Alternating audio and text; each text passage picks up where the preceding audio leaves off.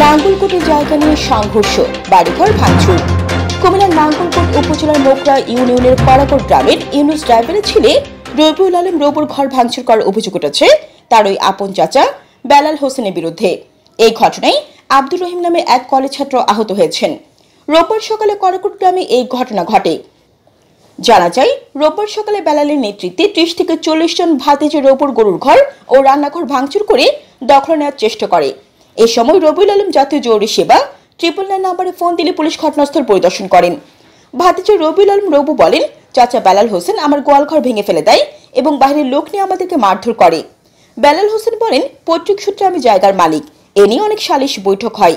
আমরা ভাই ইউনুস ও ভাতিজা জোর করে আমার জায়গা দখল করে রেখেছে, তাই আমি আমার জায়গা দখল করতে মিস্ত্রি নিয়ে যাই। রবু আমাকে আমার ভাইকে মারধর করে।